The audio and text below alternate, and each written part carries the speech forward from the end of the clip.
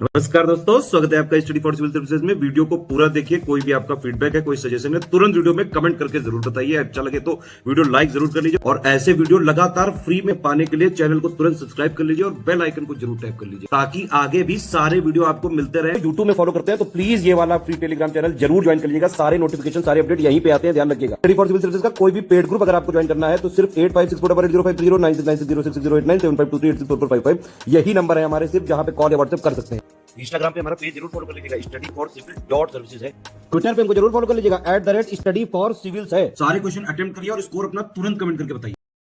तो दोस्तों, स्वागत है आपका स्टडी फॉर सिविल सर्विसेज पे। आज हम यूपीपीएससी के आरओ का जो मेंस होने वाला है उसके लिए जीएस का एक पेपर कर रहे हैं। मॉक टेस्ट 7th है। आई होप आपने पहले के टेस्ट सीरीज़ के जो 6 लेक्चर्स हैं वो लगा लिए होंगे और अपना स्कोर भी कमेंट सेक्शन में बताया होगा। चलिए पहला क्वेश्चन देख लेते हैं। आपसे पूछ रहा है क्रोनोलॉजिकली यानी कि कालानुक्रमिक क्रम से आपको लगाना है। एक्ट अधिनियम आपको एक तरफ दे रखे हैं, chit fund act, security and exchange board of act यानी कि भारतीय प्रतिभूति और विनियम बोर्ड अधिनियम, फॉरेन एक्सचेंज मैनेजमेंट एक्ट यानी कि विदेशी मुद्रा प्रबंधन अधिनियम, उसके बाद prevention of money laundering act यानी कि धन शोधन निवारण अधिनियम। आपको क्रोनोलॉजिकली लगाना है। बताइए कौन सा ऑप्शन इसमें से ठीक है।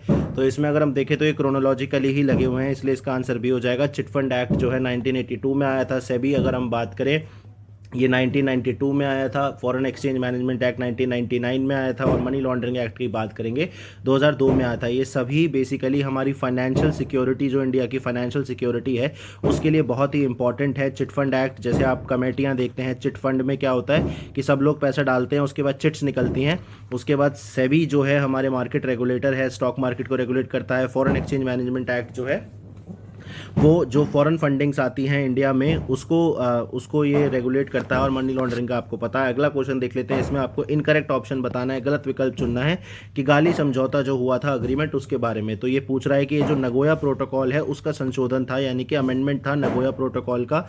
2016 में इसको अपनाया गया था और 2019 में इसको फोर्स में लाया गया था यानी कि लागू किया गया था। आपको गलत विकल्प चुनना है। कौन सा इसमें से गलत बताइए। तो अगर हम देखें तो पहला वाला गलत है क्योंकि ये नगोया प्रोटोकॉल का नहीं, ये बल्कि मॉन्ट्रियल प्रोटोकॉल का संशोधन था। मॉन्ट्रियल प्रोटोकॉल क्या है? मॉन्ट्रियल प्रोटोकॉल जो ओजोन हमारी लेयर है, ओजोन लेयर जो है डिप्लीट होती रहती है because of the ozone depleting substances. Ozone depleting substances कौन से होते हैं? जैसे क्लोरोफ्लोरोकार्बन्स, ये सब जो होते हैं वो ओजोन का जो फॉर्मूला होता है O3, जब ये रिएक्ट करते हैं क्लोरोफ्लोरोकार्बन्स तो क्लोरीन से रिएक्ट करने की वजह से Cl, क्लोरीन की रिएक्ट करने की वजह से O3 जो है O2 प्लस सिंगल O में टूट जाता है। तो ओजोन लेयर का जो विघटन है यानी कि उसका जो डिग्रेडेशन है उससे क्या होता है, जो हार्मफुल UV रेज हैं हमारे वातावरण में वो एंटर कर जाती है, उसको बचाने के लिए अमेंडमेंट किया गया था। ठीक है, अगला क्वेश्चन देख लेते हैं। आपसे पूछ रहा है कौन सा फोक डांस यानी कि लोक नृत्य जो है नॉर्थ ईस्ट का जो रीजन इंडिया का यानी कि पूर्वोत्तर भारत उससे संबंधित नहीं है, वो आपको बताना है। खुल्लम, नोंगक्रेम, लेंजिम या रंगमा। आपको पहचानना है कौन सा नॉर्थ ईस्ट से नहीं है। तो अगर हम देखें तो लेंजिन जो है सी वाला, लेजिम माफ कीजिएगा, लेजिम जो है नॉर्थ ईस्ट से नहीं है। ये कहाँ का है? महाराष्ट्र का है। फोक डांस आपको पता होनी चाहिए। अगला क्वेश्चन देख लेते हैं। आपसे पूछ रहे ट्रेडिशनल रिचुअल थिएटर यानी कि पारंपरिक अनुष्ठान थिएटर की अगर हम बात करें वो कौन सा थिएटर है जो केरल राज्य में पॉपुलर नहीं है यानी कि नॉट पॉपुलर इन केरला। आपको पहचानना है कृष्णाट्टम, मुदियट्टू, कालियट्टम या फिर यक्षगना। कौन सा है इसमें से आपको पहचानना है। बात करें तो इसका आंसर डी हो जाएगा। यक्षगना जो है ये कर्नाटक में आपको फेमस मिलेगा जबकि बाकी 3 आपको केरल में फेमस मिलेंगे। ठीक है, अगला क्वेश्चन देख लेते हैं। इसमें आपसे पूछ रहा है कि 4 फेस्टिवल्स के नाम आपको दे रखे हैं और आपको बताना है कि कितने इनमें से दिए हुए जो करछी पूजा, विशु, तूसु और राग दुमनी है, इनमें से कितने जो है नॉर्थ ईस्ट से बिलोंग नहीं करते यानी कि पूर्वोत्तर क्षेत्र से संबंधित नहीं है। 1, 2, 3, 4 आपको पहचानना है। तो अगर हम देखें तो 3 इसका आंसर हो जाएगा। क्यों? क्योंकि करछी पूजा तो नॉर्थ ईस्ट में त्रिपुरा जो राज्य है उससे बिलोंग करता है, जबकि अगर हम विशु की बात करें तो ये न्यू ईयर के टाइम पे मनाया जाता है केरला में। तूशु की अगर हम बात करें तो ये झारखंड का फेस्टिवल है और रखा दुमनी की बात करें तो ये हिमाचल प्रदेश का फेस्टिवल है। इस तरह के क्वेश्चन यूपीपीएससी, यूपीएससी भी पूछ लेता है, तो आपको पता होनी चाहिए। अगला क्वेश्चन देख लेते हैं। जो जनजाति होती हैं, ट्राइब्स होती हैं, वो पूछ रहा है कि उत्तर प्रदेश राज्य की अगर हम बात करें तो कौन सी जनजाति उत्तर प्रदेश में आपको निवास करती हुई मिलेगी यानी कि उत्तर प्रदेश में मिलेगी। भूटिया, खस, बुक्सा, जौसारी, कोल आपको पहचानना है कौन सी मिलेगी इसमें। तो अगर हम बात करें तो ये खास वाली जो जनजाति है ये आपको उत्तराखंड में मिलेगी। इसके अलावा भूतिया, बक्सा, जौनसारी और कोल ये सभी आपको उत्तर प्रदेश में मिलेंगी, इसलिए इसका आंसर क्या हो जाएगा, बी इसका आंसर हो जाएगा। इसके अलावा दो और प्रमुख जनजातियां हैं जो आपको पता होनी चाहिए, एक है राजी और एक है थारू। ये दोनों भी आपको उत्तर प्रदेश राज्य में ही मिलेंगी। अगला क्वेश्चन देख लेते हैं, इसमें आपसे पूछ रहा है कौन सा जो इंटरनेशनल ऑर्गेनाइजेशन है, अंतर्राष्ट्रीय संगठन जिसका मुख्यालय यानी कि हेडक्वार्टर आपको स्विट्जरलैंड में नहीं मिलेगा। ये पहचानना है आपको कि जो नहीं है वो, तो वर्ल्ड मेट्रोलॉजिकल ऑर्गेनाइजेशन यानी कि विश्व मौसम विज्ञान संगठन, यूनिवर्सल पोस्टल यूनियन यानी कि universal postal union, international union for conservation of nature यानी कि अंतर्राष्ट्रीय प्रकृति संरक्षण संघ और संयुक्त राष्ट्र पर्यावरण कार्यक्रम यानी कि UNEP, United Nation Environment Programme. तो जो स्विट्जरलैंड में नहीं है वो कौन सा नहीं है, यूनेप नहीं है। क्यों, इसका कहाँ पे है आपका, किगाली जो है वो कहाँ पे आपको माफ कीजिएगा, किगाली नहीं, कीनिया में ये मिलेगा आपको। कीनिया में नायरोबी नाम की जगह है, वहाँ पे आपको इसका मुख्यालय मिलेगा। जबकि अगर हम WMO की बात करें तो ये आपको जिनेवा स्विट्जरलैंड में मिलेगा। पोस्टल यूनियन की बात करें तो बर्न स्विट्जरलैंड में मिलेगा। और IUCN की बात करें तो ये ग्लैंड स्विट्जरलैंड में मिलेगा। ये सब आपको पता होने चाहिए। ऐसे ही और वीडियोज़ को पाने के लिए जो फ्रीली आपके लिए अवेलेबल है, आप टेलीग्राम चैनल से जुड़ सकते हैं जहाँ पे सारी अपडेट आपको आती हैं। यूट्यूब चैनल से भी जुड़ सकते हैं। और यदि आप हमारा पेड ग्रुप ज्वाइन करना चाहते हैं तो दिए हुए नंबर्स पे आप कॉल या व्हाट्सएप करके पूछ सकते हैं। अगला क्वेश्चन देख लेते हैं, आपसे पूछ रहा है कि आपको गलत विकल्प चुनना है। कुछ आपको स्टेटमेंट दे रखे हैं।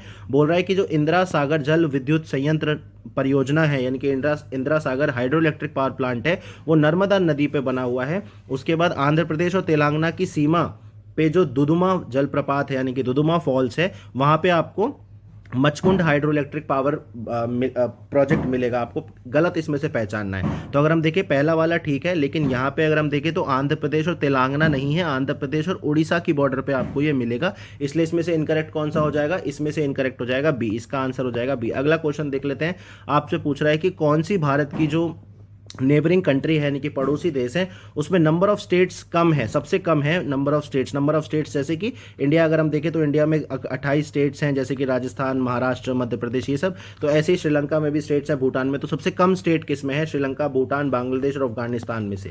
तो अगर हम बात करें तो बांग्लादेश में आपको सबसे कम स्टेट मिलेंगे। रखाइन स्टेट आपने सुना होगा, ऐसे और भी स्टेट है। तो बांग्लादेश में आपको केवल 8 मिलेंगे।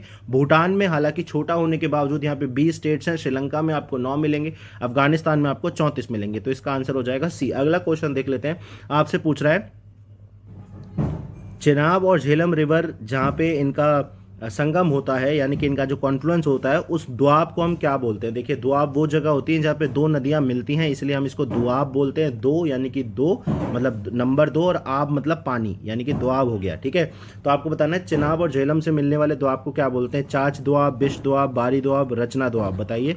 तो इसको हम चाच द्वाब बोलते हैं। ये अगर आप इनिशियल्स इनके जोड़ देंगे तो आपको पता लग जाएगा। चा से चिनाब और झ से झेलम। बिस्ट की अगर हम बात करें तो ब्यास और सतलुज हो जाएगी। बारी की बात करें तो ब्यास और रावी हो जाएगी। और रचना की बात करें तो आपकी रावी और चिनाब हो जाएगी। ठीक है, तो इसलिए इसका आंसर हो जाएगा। अगला क्वेश्चन देख लेते हैं, आपसे एक दर्रे के बारे में यानी कि पास के बारे में पूछ रहा है जो कि उत्तराखंड को तिब्बत से तो जोड़ता हो। दूसरा, मानसरोवर की जो यात्रा होती है उसमें उसका यूज होता है और ये कुर्थी वैली में लोकेटेड है यानी कि कुर्थी घाटी में स्थित है। कौन सा पास है, माना पास, लिपुलेख पास, मंगना धूरा पास या नन ऑफ दीज। बताइए। तो ये जो पास है जिसके बारे में आपको बताया गया ये मांगना धूरा पास है, इसलिए इसका आंसर हो जाएगा सी।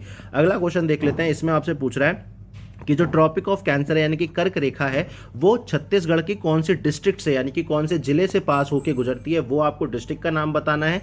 और दूसरा, कर्क रेखा एक सिटी है उदयपुर सिटी, उससे निकलती है। तो आपको बताना है ये वाली जो उदयपुर सिटी है ये कौन से राज्य में है। ठीक है, तो ऑप्शन आपको दे रखे हैं लोहरदगा त्रिपुरा, सोनहाट त्रिपुरा, लोहरदगा राजस्थान, सोनहाट राजस्थान।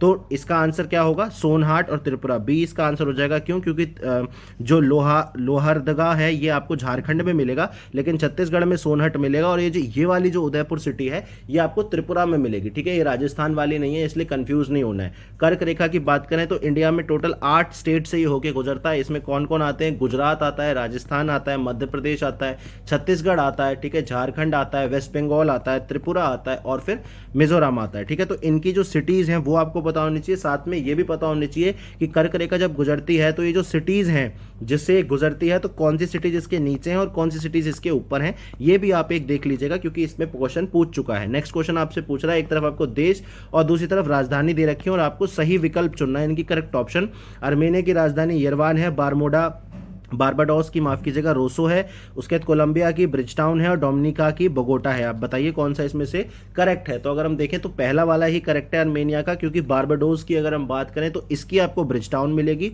कोलंबिया की बात करें इसकी बोगोटा मिलेगी और डोमिनिका की बात करें तो इसकी रूसो मिलेगी, ठीक है। ये सब गलत थे। अगला क्वेश्चन देख लेते हैं। आपसे पूछ रहा है कौन सी पर्वतीय श्रृंखला जो है, माउंटेन रेंज जो है वो इंडिया में भी स्ट्रेच होती है, इंडिया में भी पाई जाती है, आपको विस्तारित है बताना है। लोत्से पर्वत, मकालू माउंटेन, कंचनजंगा पर्वत या माउंट एवरेस्ट, बताइए कौन सा है इसमें से।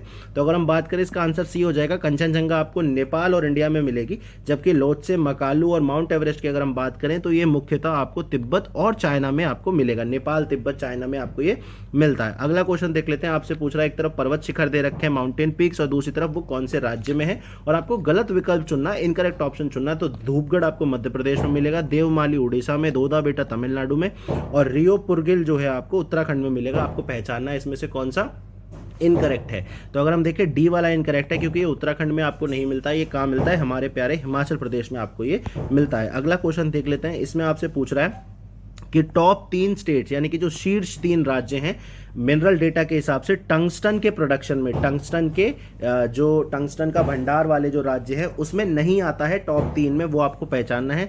कर्नाटका, राजस्थान, उड़ीसा, आंध्र प्रदेश। बताइए कौन सा है जो टॉप 3 में नहीं आता है। तो इसका आंसर क्या हो जाएगा, उड़ीसा। उड़ीसा टॉप 3 में नहीं आता है, बाकी ये तीनों जो है टॉप 3 में है। इसमें भी अगर आपको ऑर्डर पता करना है तो सबसे पहले कर्नाटका, फिर राजस्थान और उसके बाद फिर आपका आंध्र प्रदेश आता है। अगला क्वेश्चन देख लेते हैं। क्रोमाइट ओर के बारे में पूछा है कि वर्ल्ड में अगर हम देखें तो टॉप 3rd कंट्री यानी कि शीर्ष 3 में से तीसरी बतानी है आपको, ध्यान रखेंगे टॉप 3rd कंट्री कौन सी है। और साथ में भारत की अगर हम बात करें खनिज आंकड़ों के हिसाब से, मिनरल डेटा के हिसाब से, तो क्रोमाइट की प्रोडक्शन में भारत की स्थिति कहां पे आती है। तो तुर्की चौथी, कजाकिस्तान चौथा, तुर्की 5वां और कजाकिस्तान 5वां। बताइए कौन कौन सा है इसमें से सही। तो अगर हम देखें तो तीसरा जो सबसे बड़ा क्रोमाइट ओर का जो कंट्री है वो तुर्की है और इंडिया की जो रैंक है वो चौथी है। जो टोटल 3 कंट्री है उनका नाम आपको पता होने चाहिए, मिनरल डेटा इंपॉर्टेंट होता है। सबसे पहले साउथ अफ्रीका है, फिर उसके बाद कजाकिस्तान है और उसके बाद फिर तुर्की है, ठीक है, या टर्की है, ठीक है। तो इसलिए इसका आंसर ए हो जाएगा। अगला क्वेश्चन देख लेते हैं। अगर हम तीसरा सबसे बड़ा जो वूल प्रोड्यूसिंग यानी कि ऊन प्रोड्यूसिंग राज्य एग्रीकल्चरल डेटा के हिसाब से इंडिया में कौन सा है वो आपको बताना है और साथ में आपको बताना है कि नॉर्थ ईस्ट का क्या कोई राज्य, पूर्वोत्तर का कोई राज्य क्या आता है टॉप 3 वूल प्रोड्यूसिंग स्टेट में। अगर हम देखें तो बताइए राजस्थान, तेलंगाना, यस नो। तो अगर हम देखें तो इसका आंसर हो जाएगा तेलंगाना जो है 3rd लार्जेस्ट वूल प्रोड्यूसर है। पहले 2 कौन है आपका, राजस्थान, उसके बाद जम्मू और उसके बाद तेलंगाना। लेकिन नॉर्थ ईस्ट का कोई भी राज्य जो है टॉप 3 में नहीं आता है। अगला क्वेश्चन देख लेते हैं। आपको गलत विकल्प चुनना है, गलत यानी कि इनकरेक्ट चुनना है। तो सबसे बड़ा जो मक्के का उत्पादक है, मेज प्रोड्यूसिंग स्टेट है, वो कर्नाटका है। काजू यानी कि कैशू नट का उत्पादक सबसे बड़ा कर्नाटका है और कॉफी का सबसे बड़ा उत्पादक भी कर्नाटका है। आपको इसमें से गलत पहचानना है कौन सा है। तो अगर हम देखें तो सेकंड वाला इसमें गलत है क्योंकि काजू का सबसे बड़ा प्रोड्यूसर हमारे यहाँ महाराष्ट्र है, कर्नाटका नहीं है, इसलिए इसका आंसर हो जाएगा बी। अगला क्वेश्चन देख लेते हैं। इसमें आपसे पूछ रहा है आपको गलत विकल्प चुनना है। एक तरफ आपको राष्ट्रीय उद्यान दे रखे हैं, दूसरी तरफ वो कौन से राज्य में है। तो हेमिस जो है आपको हिमाचल प्रदेश में मिलेगा, कांगेर घाटी या कांगेर वैली आपको छत्तीसगढ़ में, संजय गांधी राष्ट्रीय उद्यान महाराष्ट्र में मिलेगा और बेतला नेशनल पार्क आपको झारखंड में मिलेगा। इसमें से आपको गलत चुनना है कौन सा इसमें से गलत है। तो अगर हम देखें हेमिस वाला जो गलत है, क्यों, क्योंकि ये हिमाचल प्रदेश में नहीं मिलेगा, ये जम्मू एंड कश्मीर में मिलेगा, इसलिए इसका आंसर गलत है। इसको याद करने के लिए आप क्या करिए, एक मैप ले लीजिए, फिजिकल मैप ले लीजिए इंडिया का और उसमें इनको मैप कर लीजिए जो कि प्रीवियस ईयर में पूछे गए हैं।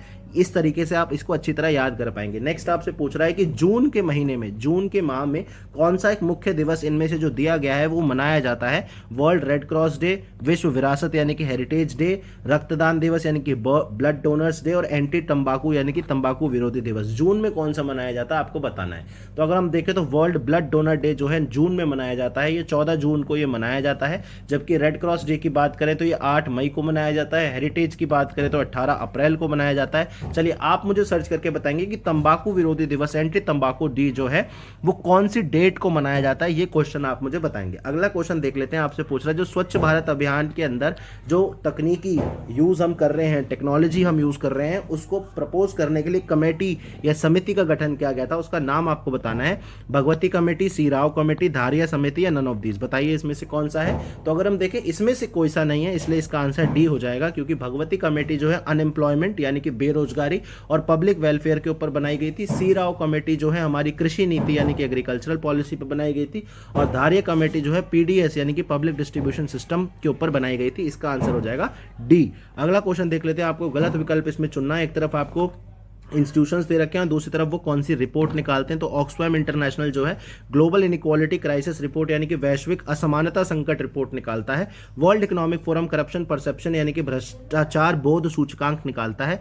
बैंक ऑफ इंटरनेशनल सेटलमेंट यानी कि अंतर्राष्ट्रीय निपटान बैंक जो है विश्व वित्तीय प्रणाली रिपोर्ट यानी कि ग्लोबल फाइनेंशियल सिस्टम रिपोर्ट निकालता है, या नन ऑफ दीज। तो इसमें से गलत कौन सा हो जाएगा, इनकरेक्ट बी हो जाएगा, क्योंकि करप्शन परसेप्शन इंडेक्स जो है आपका कौन सा निकालता है, ट्रांसपेरेंसी इंटरनेशनल नाम से संस्था है वो निकालती है। अगला क्वेश्चन देख लेते हैं, आपसे पूछ रहा है कौन सा टाइगर रिजर्व यानी कि बाघों के लिए जो अभयारण्य बनाए जाते हैं, उनमें से कौन सा जो दिए हुए में से कौन सा जो है मध्य प्रदेश में स्थित नहीं है, यह आपको बताना नहीं है। शाद्री टाइगर रिजर्व, सतपुड़ा बाघ अभयारण्य, संजय डुबरी टाइगर रिजर्व या बांधवगढ़, आपको बताना मध्य प्रदेश में कौन सा नहीं है। तो मध्य प्रदेश में आपका सतपुड़ा वाला नहीं है, शाद्री वाला नहीं है, माफ कीजिएगा, नाम से भी आपको पता लग सकता है। शाद्री जो है वेस्टर्न घाट्स को बोला जाता है, कहाँ पे, महाराष्ट्र में। तो अगर आपको एग्जैक्टली नहीं पता तो इस तरीके के एजुकेटेड गेस भी आप लगा सकते हैं। अगला क्वेश्चन देख लेते हैं, आपसे फिर से गलत विकल्प चुनने के लिए बोल रहा है। एक तरफ राज्य है, दूसरी तरफ जो मरीन प्रोटेक्टेड यानी कि समुद्री संरक्षित क्षेत्र है वो आपको पहचानना है। महाराष्ट्र में आपको मालवन समुद्री वन्यजीव अभयारण्य मिलेगा यानी कि Malvan marine wild life sanctuary. West Bengal में आपको सजना खली मिलेगी, तमिलनाडु में पॉइंट कैलीमेर मिलेगा, और केरला कर्नाटका में आपको पुलिकट मिलेगा। बताइए इसमें से इनकरेक्ट कौन सा है। तो इसमें से डी हो जाएगा, क्योंकि पुलिकट की अगर आपको लोकेशन पता है तो वो ईस्टर्न घाट में है, जबकि केरला और कर्नाटका जो है आपको वेस्टर्न कोस्ट पे मिलेंगे। तो पुलिकट आपको आंध्र प्रदेश और तमिलनाडु के बॉर्डर पे मिलेगा, ना कि केरला कर्नाटका के। अगला क्वेश्चन देख लेते हैं, कार्ल विल्हेम शील जो है उनमें से दिए हुए में से किसकी डिस्कवरी यानी कि खोज उन्होंने की थी, आपको बताना है। हाइड्रोजन, हीलियम, क्लोरीन या इंसुलिन। तो बात करें तो क्लोरीन की खोज इन्होंने की थी, इसलिए इसका आंसर सी हो जाएगा। अगर हम बात करें हाइड्रोजन की खोज किसने करी थी, वो हेनरी कैवेंडिश नाम था उनका।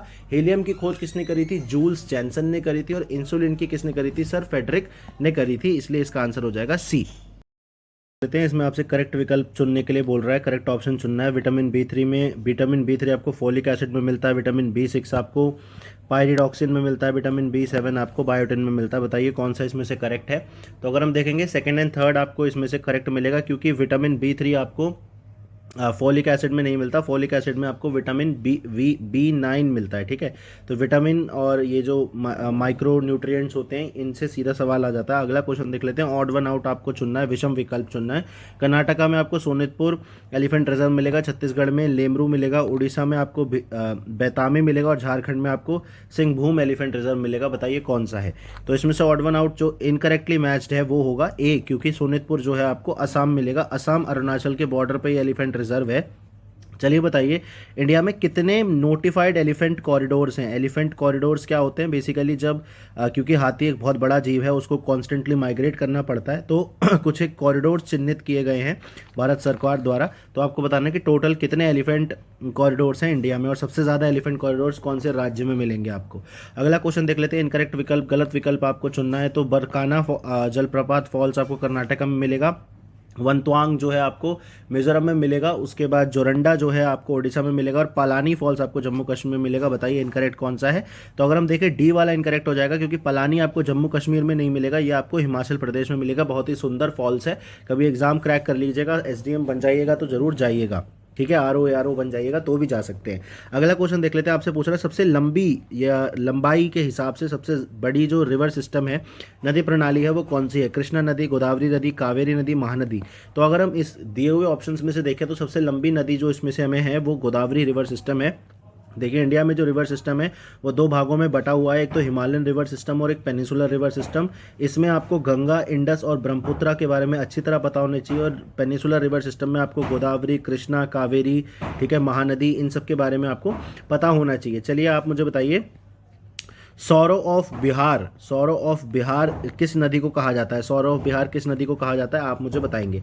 अगला क्वेश्चन देख लेते हैं। यहाँ से आपको गलत विकल्प चुनना है, इनकरेक्ट ऑप्शन चुनना है। एक तरफ आपको कुछ यूनिट्स दे रखे हैं और वो कितना उसमें वो करते हैं वो आपको बताना है। तो एक फेम्टोमीटर 10⁻⁻15 मीटर है। 1 पिकोग्राम जो है 10⁻⁻12 ग्राम्स है, माफ़ कीजिएगा, ये फ्राम्स नहीं है, ग्राम्स है। 1 माइक्रोग्राम 10⁻⁻6 ग्राम्स होता है और 1 फेम्टोग्राम जो है 10⁻⁻18 होता है। बताइए कौन सा इसमें से इनकरेक्ट है। तो अगर हम देखें डी वाला 1 फेम्टोग्राम जो है वो आपका 10⁻15 होता है, ना कि 18, इसलिए इसका आंसर डी हो जाएगा। अगला क्वेश्चन देख लेते हैं। करेक्ट विकल्प यानी कि सही ऑप्शन आपको चुनना है। एक तरफ आपको कुछ कॉन्सेप्ट्स दे रखे हैं, दूसरी तरफ उसको किसने बताया था वो। तो इंडक्टेंस जो है यानी कि प्रेरकत्व जो है फैराडे ने बताया था। लुमिनस इंटेंसिटी या लुमिनस फ्लक्स जो है ज्योति तीव्रता वो हेनरी ने बताई थी। मैग्नेटिक फ्लक्स यानी कि चुंबकीय तीव्रता वेबर ने बताई थी। और कैपेसिटेंस के बारे में यानी कि धारिता के बारे में लुमेन ने बताया था। बताइए करेक्ट कौन सा है इसमें से।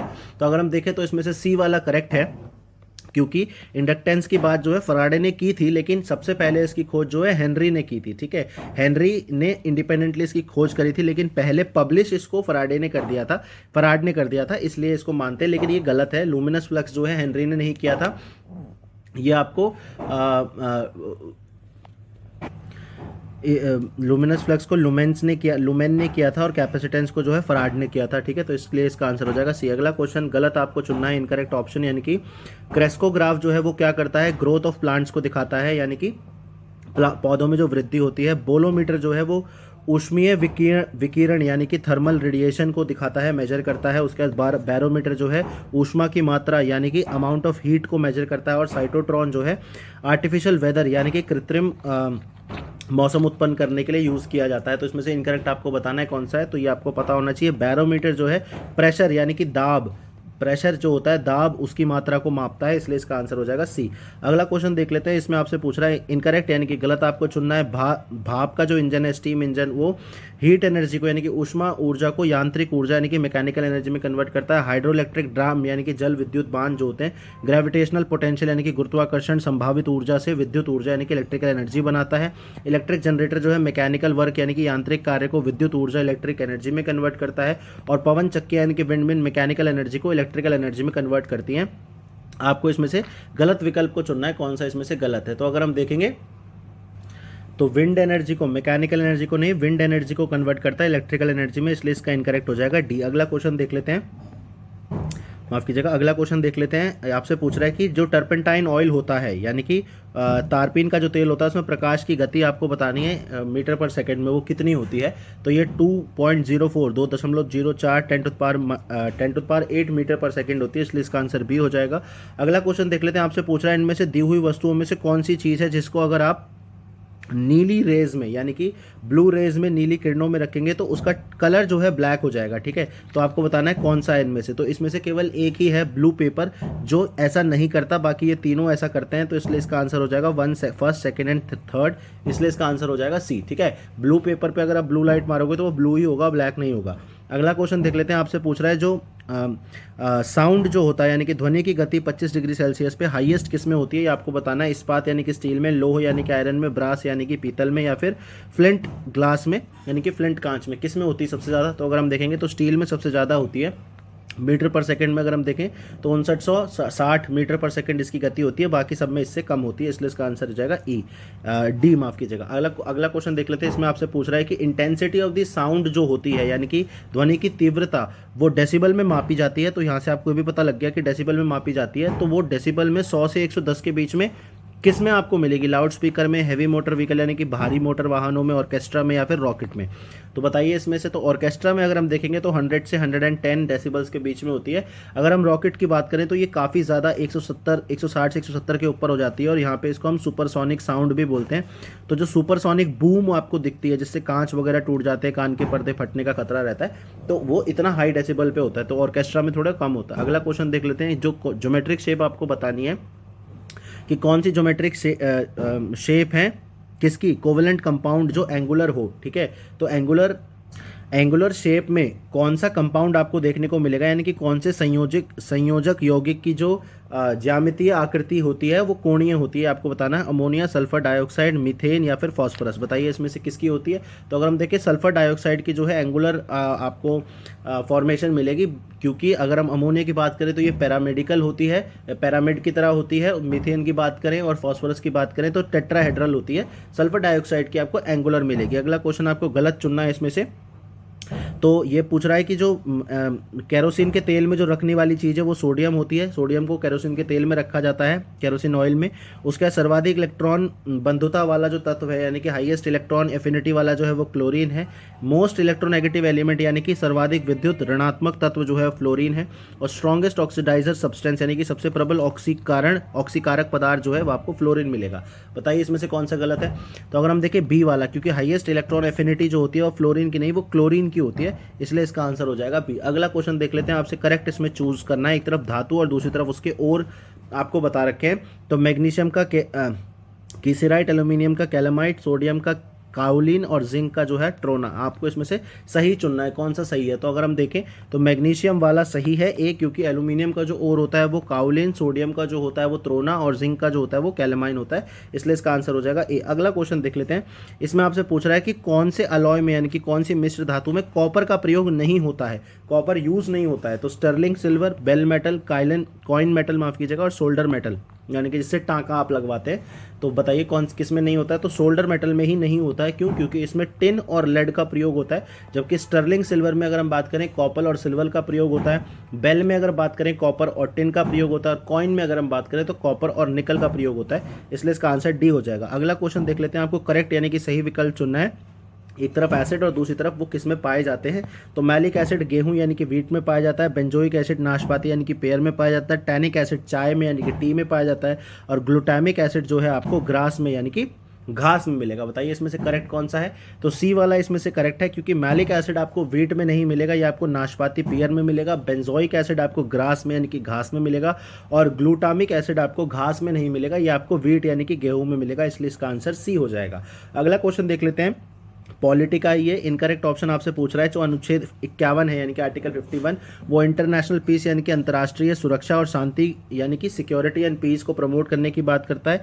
अनुच्छेद 51 B, article 51 B fundamental duties मौलिक कर्तव्यों के बारे में बात करता है। आर्टिकल 74 जो है काउंसिल ऑफ मिनिस्टर्स सलाह देते हैं राष्ट्रपति को यानी कि प्रेसिडेंट को। काउंसिल ऑफ मिनिस्टर्स मंत्रिपरिषद सलाह देती है, उसके बारे में बताता है। और 143 जो है जो सर्वोच्च न्यायालय से परामर्श यानी कि जो कंसल्टेशन लेते हैं प्रेसिडेंट सुप्रीम कोर्ट से, उसके बारे में बताता है। आपको इनकरेक्ट बताना है कौन सा है। तो अगर हम देखें तो फंडामेंटल ड्यूटीज आपकी 51 ए में है, 51 बी में नहीं है, इसलिए इसका आंसर खुद ही बी हो जाएगा।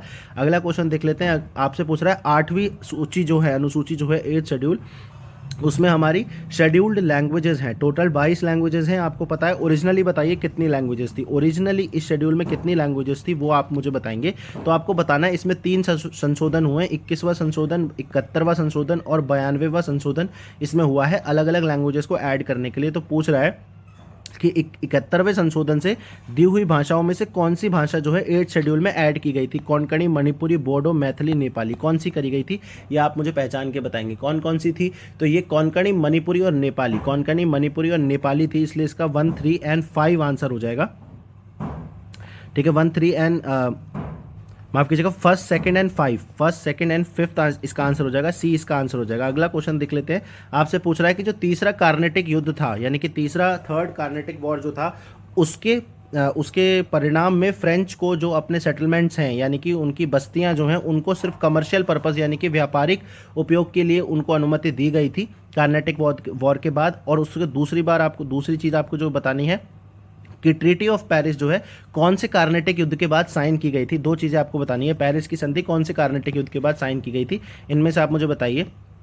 तो अगर हम बात करें तो कार्नेटिक युद्ध के बाद इनको मिलिट्री पर्पसेस के लिए मना कर दिया गया था, कॉमर्शियल पर्पसेस के लिए ही ये यूज़ कर सकते थे। और ट्रीटी ऑफ पेरिस जो है 3rd कार्नेटिक युद्ध के बाद जो है बनाई गई थी, इसलिए इसका आंसर हो जाएगा बी। ठीक है, अगला क्वेश्चन देख लेते हैं, पूछ रहा है ट्रीटी ऑफ एक्सला चैपल, यानी कि जो एक्सला चैपल की संधि थी उस पर हस्ताक्षर कब हुए थे, उसका वर्ष आपको बताना है, और इससे कौन सा युद्ध समाप्त हुआ था ये भी आपको बताना है। 1746, 48, first Anglo Mysore war, second या थर्ड एंग्लो मैसूर वॉर आपको बताना है। तो अगर हम देखें तो 1748 में इसको इस संधि पे हस्ताक्षर किए गए थे, लेकिन इससे फर्स्ट एंग्लो मैसूर वॉर जो है वो खत्म हुआ था। यहाँ पे 1748 और फर्स्ट वाला कोई ऑप्शन नहीं है, इसलिए इसका आंसर डी हो जाएगा। ठीक है, अगला क्वेश्चन देख लेते हैं, आपसे पूछ रहा है फ्रेंच सेटलमेंट्स के बारे में आपको कुछ इनकरेक्ट ऑप्शंस बताने हैं, इनकरेक्ट गलत विकल्प चुनने हैं। तो फ्रेंच ईस्ट इंडिया कंपनी की जो स्थापना हुई थी 1662 में, यानी कि 1662 में हुई थी। फ्रांसीसियों ने जो सूरत में अपनी पहली फैक्ट्री बनाई थी, पहला कारखाना सूरत में बनाया था, और उन्होंने दूसरी जो अपनी फैक्ट्री है 1669 में 1669 में पौंडीचेरी में बनाई थी। ये आपको बताना है कौन सा इसमें से इनकरेक्ट है।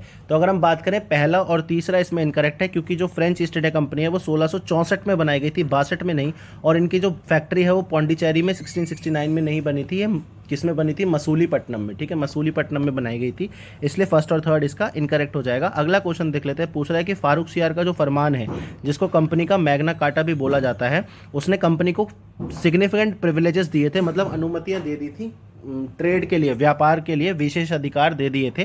तो आपको बताना है कौन से प्रोविंस में वो अधिकार नहीं दिए गए थे। ठीक है, नॉट गिवन पूछा हुआ है, नहीं दिए गए थे, मद्रास, बंगाल, गुजरात, हैदराबाद। तो फारूक सियार के फरमान के अंदर बंगाल, गुजरात और हैदराबाद में उनको ट्रेडिंग राइट्स दिए थे, मद्रास में उनको ट्रेडिंग राइट्स नहीं दिए थे, इसलिए इसका आंसर हो जाएगा ए। अगला क्वेश्चन देख लेते हैं, आपसे पूछ रहा है क्वीन एलिजाबेथ ने जो 1600 में ईस्ट इंडिया कंपनी का चार्टर बनवाया था, ठीक है, जो चार्टर, जिस चार्टर से east India company, English east India company वजूद में आई थी, उसमें मोनोपोली दी गई थी, यानी कि एक अधिकार दिया गया था। कितने सालों के लिए दिया गया था वो बताना है, 20, 15, 10, 5।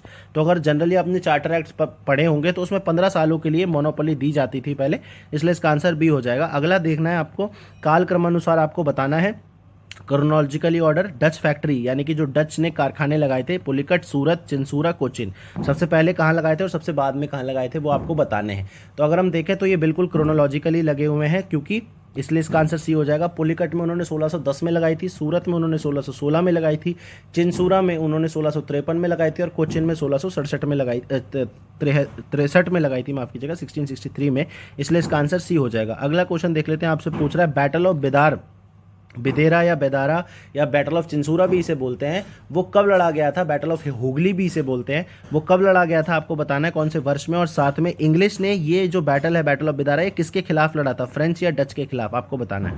तो अगर हम देखें तो 1759 में लड़ाई लड़ी गई थी इंग्लिश और डच के बीच में, और ये एक 7 ईयर वॉर जो चल रहा था यूरोप में, 7 ईयर वॉर जो चल रहा था यूरोप में, उसका एक बैटल था जो इंडियन कॉलोनी में लड़ा जा रहा था। अगला क्वेश्चन देख लेते हैं, आपसे पूछ रहा है, करेक्ट ऑप्शन आपको सही विकल्प चुनना है। फ्रांसिस्को दे अल्मेदा की जो पॉलिसी थी उसको हम ब्लू वाटर पॉलिसी बोलते हैं। 1505 में फ्रांसिस्को दे अल्मेदा को पहला पुर्तगाली governor, first Portuguese governor India में बनाया गया था, और नीनो दो कूना जो है उन्होंने अपनी जो पुर्तगालियों की कैपिटल थी, राजधानी थी, उन्होंने उसको कोचिन से गोवा शिफ्ट कर दिया था 1530 में। आपको करेक्ट ऑप्शन बताना है कौन सा इसमें से करेक्ट है। तो अगर हम देखें तीनों ही करेक्ट हैं, इसलिए इसका आंसर डी हो जाएगा। देखिए जो यूरोपियन एडवेंट है, यूरोपियन पावर्स का जो एडवेंट है इंडिया में, वो आपको अच्छी तरह पता होना चाहिए, और उनकी जो पॉलिसी है, ऐसे ही जैसे जो रिंग फेंस पॉलिसी है, ठीक है, फॉरवर्ड पॉलिसी है, मास्टरली इनएक्टिविटी पॉलिसी है, इंग्लिश गवर्नर्स की, ये भी आपको पता होना चाहिए कि किसकी थी और इसमें होता क्या था। अगला क्वेश्चन देख लेते हैं, करेक्ट आपको बताना है, एक डिस्क्रिप्शन दे रखा है, पहचानना है। तो ये बोल रहा है कि इस युद्ध के बाद मुगल साम्राज्य, यानी कि मुगल एम्पायर की जो नींव रखी गई थी दिल्ली सल्तनत को खत्म करने के बाद, तो वो कौन सा बैटल था, first battle of Tarain, first battle of Panipat, second battle of Panipat या सेकंड बैटल ऑफ तराइन। तो जो पहला बैटल था जिससे मुगल साम्राज्य की नींव रखी गई थी, वो फर्स्ट बैटल ऑफ पानीपत था। 1526 में ये लड़ा गया था। किस किस के बीच में, एक तरफ तो बाबर थे और दूसरी तरफ कौन थे, इब्राहिम लोदी थे, और ये लोदी जो डायनेस्टी है ये दिल्ली सल्तनत की आखिरी डायनेस्टी मानी जाती है। 1526 में लड़ा गया था। बाबर को इस युद्ध के लिए आमंत्रित किसने किया था, राणा सांगा ने। तो राणा सांगा ने बोला था कि आप आ जाओ और मैं आपको सारी सपोर्ट दूंगा, लेकिन जब वो दिल्ली पहुंचे तो राणा सांगा ने कोई सपोर्ट नहीं दिया, क्योंकि उन्हें लगा कि लोधी डायनेस्टी को खत्म करने के बाद, लूटपाट मचाने के बाद, ये जो बाबर है वो चले जाएंगे वापस और मैं दिल्ली पे कब्जा कर लूंगा, लेकिन ऐसा हुआ नहीं। इसलिए बाद में काफ़ी सारे बैटल बाबर ने राणा सांगा के साथ भी लड़े। अगला क्वेश्चन देख लेते हैं, आपसे पूछ रहा है महाराजा सवाई जयसिंह जो थे जयपुर के, जिन्होंने पिंक सिटी बनवाई थी, उन्होंने 5 एस्ट्रोनॉमिकल ऑब्जर्वेटरी यानी कि खगोलीय वेधशालाएं बनवाई थी। आपको बताना है कौन सी वेधशाला कहाँ पे उन्होंने नहीं बनवाई थी, ये आपको बताना है। मथुरा, बनारस, मेरठ, उज्जैन। तो उन्होंने 5 जो बनाई थी उसमें कौन कौन थी? दिल्ली, मथुरा, बनारस, उज्जैन और जयपुर, यानी कि मेरठ उसमें नहीं था, इसलिए इसका आंसर हो जाएगा सी। ठीक है, अगला क्वेश्चन देख लेते हैं। इसमें आपसे क्या पूछा हुआ है? इसमें आपसे पूछा है ट्रीटी ऑफ इलाहाबाद जो किसने साइन करी थी? नवाब शुजा उद दौला ने साइन करी थी। उन्होंने बलवंत सिंह को उनकी पूरी संपत्ति का अधिकार दे दिया था वापस। तो आपको बताना है बलवंत सिंह जो जमींदार थे वो कौन सी सिटी के जमींदार थे, ये आपको बताना है। बनारस, आगरा, मथुरा, झांसी। तो अगर आपने मॉडर्न हिस्ट्री पढ़ी होगी तो यहाँ पे जो बलवंत सिंह थे वो बनारस के जमींदार थे, उनको अपनी एस्टेट का पूरा कंट्रोल वापस से नवाब शुजा उद दौला ने दे दिया था। इस समय आप मुझे बताइए मुगल एम्परर कौन थे? इलाहाबाद की संधि के समय जो मुगल एम्परर थे वो कौन थे? आप ये मुझे कमेंट सेक्शन में बताएंगे। अगला क्वेश्चन देख लेते हैं, आपसे पूछ रहा है कि मैंगलोर की जो संधि है, ट्रीटी ऑफ मैंगलोर है, वो कौन से युद्ध के अंतर्गत साइन की गई थी? मतलब उससे कौन सा युद्ध खत्म हुआ था? प्रथम एंग्लो मैसूर वॉर यानी कि फर्स्ट एंग्लो मैसूर युद्ध, second Anglo Mysore war, third Anglo Mysore war या फोर्थ एंग्लो मैसूर वॉर? बताइए। तो अगर हम देखें 1784 में ये ट्रीटी साइन की गई थी और इससे सेकंड एंग्लो मैसूर वॉर जो है खत्म हुआ था। और इसके बाद टीपू सुल्तान ने, हैदर अली के निधन के बाद टीपू सुल्तान ने मैसूर साम्राज्य की जो है बागडोर अपने हाथ में ले ली थी। अगला क्वेश्चन देख लेते हैं, आपसे पूछ रहा है जो न्यूज़पेपर था सुधारक वो किसने स्टार्ट किया था? आपको बताना है ईश्वर चंद्र विद्यासागर, मधुसूदन रे, गोपाल गणेश अगरकर या फिरोज शाह मेहता। तो अगर हम देखें तो गोपाल गणेश अगर ने सुधारक न्यूज़पेपर यानी कि अखबार की को स्टार्ट किया था, समाचार पत्र को, और 1888 में इसको स्टार्ट किया गया था। सी इसका आंसर हो जाएगा। अगला आपसे पूछ रहा है कौशाम्बी जो उत्तर प्रदेश में कौशाम्बी है वो कौन से जैन तीर्थंकर की जन्मभूमि है, बर्थ प्लेस है, वो आपको बताना है। अजीनाथ, सुमतिनाथ, अभिनंदन नाथ या पद्म प्रभा? बताइए। तो अजीतनाथ, सुमतिनाथ और अभिनंदन नाथ ये जो हैं ये सभी अयोध्या में पैदा हुए थे, सिर्फ पद्म प्रभा जो है वो कौशाम्बी में पैदा हुए थे, इसलिए इसका आंसर हो जाएगा डी। अगला क्वेश्चन देख लेते हैं, ठीक है, जैन तीर्थंकरों के बारे में। अच्छा, एक क्वेश्चन जैसे अभी रिसेंटली जो RAS का पेपर हुआ था प्रीलिम्स का, उसमें एक क्वेश्चन पूछ लिया था, इनके जो सिंबल्स हैं जैन तीर्थंकर्स के जो सिंबल्स हैं, जैसे लायन हो गया, बुल हो गया, स्नेक हो गया, ठीक है, ये सारे सिंबल्स हैं इन जैन तीर्थंकर्स के। ये सिंबल्स भी आपको पता होने चाहिए क्योंकि ये क्वेश्चन भी आपसे पूछा जा सकता है। अगला क्वेश्चन आपसे पूछा है कि गुप्ता एम्पायर यानी कि गुप्त साम्राज्य के अगर हम बात करें तो जो एजुकेशन यानी कि शिक्षा विभाग का जो प्रमुख था उसको किस नाम से जानते थे? आपको बताना है। महादंडनायक, महाप्रतिहार, महापक्षपातालिक या विनय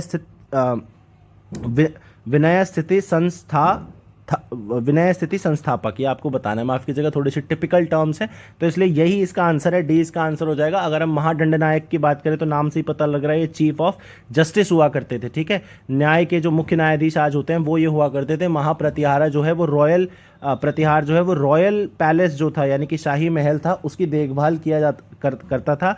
और महापक्षपातालिक जो है वो अकाउंट्स यानी कि जो खाते बही खाते होते थे उनकी ये देखभाल करते थे, इसलिए इसका आंसर हो जाएगा डी। जो चंद्रगुप्त द्वितीय थे उन्होंने अपना जो दरबार था उसमें 9 रत्न यानी कि 9 ज्वेल्स 9 जेम्स उनको मेंटेन कर रखा था। उसमें आपको बताना उनमें से कौन से जो व्यक्ति थे वो ज्योतिषी थे, एस्ट्रोलॉजर थे? हरिसेन, कहापनक, वारामिहिर, वरुचि या फिर शंकु? बताइए इसमें से कौन से एस्ट्रोलॉजर थे? तो 2 व्यक्ति थे जो एस्ट्रोलॉजर थे, कहापनक और वारामिहिर, ये दोनों एस्ट्रोलॉजर थे, इसलिए इसका आंसर क्या हो जाएगा? सेकंड एंड थर्ड इसका आंसर हो जाएगा। जबकि हरिसेन की अगर हम बात करें तो वो पोएट्री थे यानी कि कवि थे। वरुचि की बात करें तो वो ग्रामेरियन थे यानी कि व्याकरण थे। और शंकु की बात करें तो वो आर्किटेक्ट थे यानी कि शिल्पकार थे, इसलिए इसका आंसर ये हो जाएगा। अगला क्वेश्चन देख लेते हैं, जो मौर्य साम्राज्य मौर्य एम्पायर में जो अधिकारी होते थे वो आपको बताना है। कुन्याध्यक्ष जो होता था कारखानों के प्रमुख और उद्योग के प्रमुख को बोलते थे हम head of industries and factories. Forest के ऑफिसर को हम दंडपाल बोलते थे। दुर्गपाल जो है हम शाही किले के प्रमुख को बोलते थे। और करमंतिका जो है पुलिस प्रमुख को हम बोलते थे। बताइए इसमें से कौन सा करेक्ट है? तो अगर हम करेक्ट की बात करें, नाम से ही पता लग रहा है दुर्गपाल जो है फोर्ट को हेड करेगा, तो इसलिए सी हो जाएगा। कुन्याध्यक्ष जो है हम फॉरेस्ट यानी कि जो जंगलों की देखभाल करते थे उनको हम बोलते थे। दंडपाल जो है पुलिस को बोलते थे, नाम से ही पता लग रहा है दंड। और करमंतिका जो है आपके इंडस्ट्री और फैक्ट्रीज यानी कि उद्योग और कारखानों के हेड को बोलते थे। अगला क्वेश्चन देख लेते हैं, आपसे पूछ रहा है कि नवरत्न जो अकबर ने मेंटेन कर रखे थे अपने कोर्ट में उनमें से किसने लीलावती जो एक मैथमेटिकल वर्क है, गणित पे एक बड़ा प्रचलित वर्क है, उसको पर्शियन लैंग्वेज यानी कि फारसी में उसका अनुवाद किया था, किसने किया था? अब्दुल रहीम, फैजी, अब्दुल फजल या फिर नन ऑफ दीज। तो अबुल फैजी थे, उनका नाम अबुल फैजी था, उन्होंने इसको ट्रांसलेट किया था, इसलिए इसका आंसर हो जाएगा बी। ठीक है, अगला क्वेश्चन देख लेते हैं। इसमें आपसे पूछ रहा है कि जो कस्टोडियन ऑफ गवर्नमेंट पेपर यानी कि सरकारी कागजों के जो विभाग के जो प्रमुख थे, संरक्षक थे, उसको मुगल साम्राज्य में किस नाम से जाना जाता था, ये आपको बताना है। दीवाने रसाल मुहतसिब, दीवाने कूजा, दीवाने बरीद या दीवाने इंशा। तो अगर हम बात करें डी, इसका आंसर हो जाएगा रॉयल करस्पॉन्डेंस जो होती थी या सरकारी कागज जो होते थे वो दीवाने इंशा मेंटेन करता था। बरीद जो होते थे, दीवाने बरीद, वो इंटेलिजेंस डिपार्टमेंट को हेड करते थे। दीवाने कूजा जो है जस्टिस को हेड करते थे। और दीवाने रसाल मुतासिब जो है फॉरेन अफेयर्स यानी कि विदेशी मामलों के सलाहकार हुआ करते थे। अगला क्वेश्चन देख लेते हैं। इसमें आपसे पूछ रहा है करेक्ट ऑप्शन, सही विकल्प आपको चुनना है। जो दिल्ली सल्तनत के डिपार्टमेंट्स थे यानी कि केंद्रीय विभाग, उनके बारे में। दीवाने रिसालत जो है अपील का विभाग था, डिपार्टमेंट ऑफ अपील। दीवाने कज़ाए ममलिक जो है न्याय विभाग यानी कि डिपार्टमेंट ऑफ जस्टिस। दीवाने मुस्तकरार जो है पेंशन विभाग था। यह आपको पहचानना है कौन सा इसमें से करेक्ट है। तो अगर हम बात करें तो इसमें से अगर हम बात करें तो आपका फर्स्ट और सेकंड ठीक है। क्यों? क्योंकि दीवाने मुस्तकरात जो है पेंशन का नहीं, एरियर्स का डिपार्टमेंट था। ठीक है, इसलिए इसका आंसर ए हो जाएगा। अगला क्वेश्चन देख लेते हैं। क्रोनोलॉजिकल यानी कि कालक्रमिक क्रम अनुसार आपको इसको लगाना है, कौन सा पहले हुआ था, कौन सा बाद में हुआ था। घाघरा का युद्ध यानी कि battle of Ghaghra, battle of Chausa, Samel का युद्ध, बैटल ऑफ तल्लीकोट। आपको बताना है कौन सा इसमें से पहले, कौन सा इसमें से बाद में हुआ था। तो फर्स्ट, सेकंड, थर्ड, फोर्थ ये क्रोनोलॉजिकली ही लगे हुए हैं, इसलिए इसका आंसर ये हो जाएगा। ये 1529 में हुआ था। बैटल ऑफ चौसा 1539 में हुआ था। बैटल ऑफ समेल जो है 1544 में राजस्थान में लड़ा गया था। और बैटल ऑफ तल्लीकोट ये कृष्णनगर एम्पायर, विजयनगर एम्पायर माफ कीजिएगा, कृष्णदेव राय का जो एम्पायर था विजयनगर एम्पायर, उसने लड़ा था 1565 में, माफ कीजिएगा 67 लिख दिया था मैंने यहाँ पे। ठीक है, अगला क्वेश्चन देख लेते हैं। इसमें आपसे पूछ रहा है जो आर्कियोलॉजिकल साइट है, पुरातात्विक स्थल है आलमगीरपुर की, वो कौन सी नदी पे स्थित है। और साथ में आलमगीरपुर उत्तर प्रदेश के कौन से डिस्ट्रिक्ट में यानी कि जिले में है, आपको बताना है। रंगोई रिवर, हिंडौन रिवर, सहारनपुर, मेरठ। तो ये हिंडौन रिवर पे स्थित है और मेरठ में ये आपको मिल जाएगा, इसलिए इसका आंसर डी हो जाएगा। चलिए अगला क्वेश्चन देख लेते हैं। इसमें आपसे सही विकल्प चुनना है। एक तरफ आपको पुरातात्विक स्थल यानी कि आर्कियोलॉजिकल साइट्स और दूसरी तरफ उनके जो उत्खननकर्ता यानी कि एक्सकेवेटर थे वो। तो सुक्ता गंडौर की जो साइट है रविंद्र सिंह बिष्ट ने करी थी, खोदी थी। रोपड़ जो है यज्ञादत्त शर्मा ने, बनावली जो है रंगनाथ राव ने, और लोथल जो है ऑरेंस्टीन ने। आपको इसमें से बताना है कौन सा इसमें से करेक्ट है, करेक्ट ऑप्शन है, ये आपको बताना है। तो इसमें से बी वाला जो करेक्ट है, बी वाला जो ऑप्शन है वो करेक्ट है, क्योंकि सुक्तागंज डौर की जो साइट है ये आपको ऑरल स्टीन ने खोजी थी, बनावली की जो है आर.एस. बिष्ट ने, और लोथल की जो है रंगनाथ राव ने इसका उत्खनन किया था। अगला क्वेश्चन देख लेते हैं। आपसे पूछ रहा है कि मंडल यानी कि जो किताबें हैं, ऐसे 10 मंडल हैं टोटल ऋग्वेद में। ठीक है, तो आपको बताना है कि कौन से मंडल में सबसे कम जो है लोएस्ट नंबर ऑफ हाइम्स है, सबसे कम स्तुतियां हैं, वो आपको बताना है। मंडल 1, 2, 3, 4। तो अगर हम देखें मंडल 2 में सबसे कम स्तुतियां आपको मिलेंगी 43 ही हैं, जबकि मंडल 1 में 191 है, मंडल 3 में 62 है और मंडल 4 में जो है 58 है, इसलिए इसका आंसर बी हो जाएगा। अगला क्वेश्चन, कांचीपुरम जो है नाम आपने सुना होगा, ये कौन सी डायनेस्टी यानी कि कौन से राजवंश की राजधानी थी, आपको बताना है। पांड्या डायनेस्टी, राष्ट्रकूट, चालुक्य, बादामी वाले या फिर पल्लव डायनेस्टी। बताइए किसकी राजधानी थी। तो ये पल्लव जो डायनेस्टी है उसकी राजधानी थी, जिन्होंने ममल्लापुरम के जो टेम्पल्स हैं उनकी स्टार्टिंग भी उन्होंने करवाई थी, और द्रविडियन आर्किटेक्चर को ये काफ़ी ज़्यादा प्रमोट इन्होंने किया था। जबकि पांड्या वंश की अगर हम राजधानी देखें तो मदुरई रही है, राष्ट्रकूट की अगर हम देखें तो मान्यखेत रही है, और चालुक्य की बात करें तो बादामी वाले वातापी से रूल करते थे। अगला क्वेश्चन देख लेते हैं। आपसे पूछ रहा है जॉइंट सिटिंग का जो प्रावधान है, संयुक्त बैठक का जो प्रावधान है, वो हमने कौन सी कंट्री से लिया है। ऑस्ट्रेलिया, कनाडा, दक्षिण अफ्रीका, जर्मनी, आपको बताना है। तो हमने जॉइंट सेटिंग का जो है वो आर्टिकल आप मुझे बताइए। चलिए अच्छा हुआ याद आ गया, आर्टिकल कौन सा है जॉइंट सेटिंग का वो आप मुझे बताएंगे कमेंट सेक्शन में। बाकी हमने लिया इसको ऑस्ट्रेलिया से है, ठीक है। तो ये मनी बिल और कॉन्स्टिट्यूशनल अमेंडमेंट बिल, इन दोनों बिलों पे के अलावा यानी कि इन दोनों पे जॉइंट सेटिंग नहीं बुलाई जा सकती। सिर्फ कोई ऑर्डिनरी बिल है जिसपे राज्यसभा और लोकसभा यानी कि दोनों सदन जो हैं हमारी संसद के, अगर वो डिसएग्री करते हैं तो फिर जॉइंट सिटिंग बुलाई जाती है। और इसमें जो है जो rules of business of Lok Sabha हैं उसी के हिसाब से इसकी मीटिंग को कंडक्ट किया जाता है, और जो स्पीकर हैं लोकसभा के उसी ये ही इसको चेयर करते हैं। लेकिन बुलाता कौन है जॉइंट सिटिंग प्रेसिडेंट बुलाते हैं, ठीक है। लेकिन आप मुझे क्या बताएंगे, आर्टिकल बताएंगे। अगला क्वेश्चन देख लेते हैं। आपसे पूछ रहा है जो म्युनिसिपैलिटीज़ हैं यानी कि नगर पालिकाओं से संबंधित प्रावधान कॉन्स्टिट्यूशन संविधान के कौन से भाग में आपको मिलेंगे।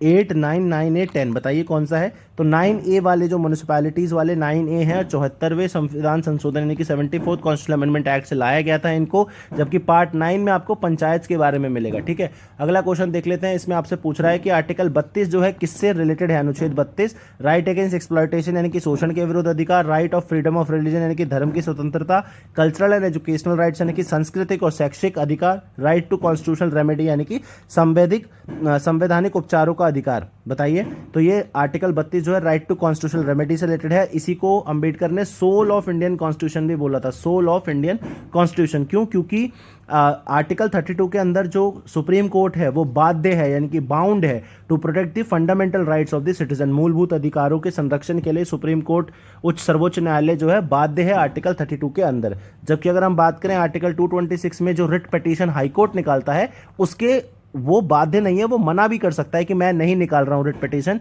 लेकिन सुप्रीम कोर्ट ऐसा नहीं कर सकता। अगला क्वेश्चन देख लेते हैं। आपको करेक्ट विकल्प चुनना है। जो HV.R. अयंगार थे वो सेक्रेटरी थे यानी कि सचिव थे कॉन्स्टिट्यूएंट असेंबली यानी कि संवैधानिक सभा के।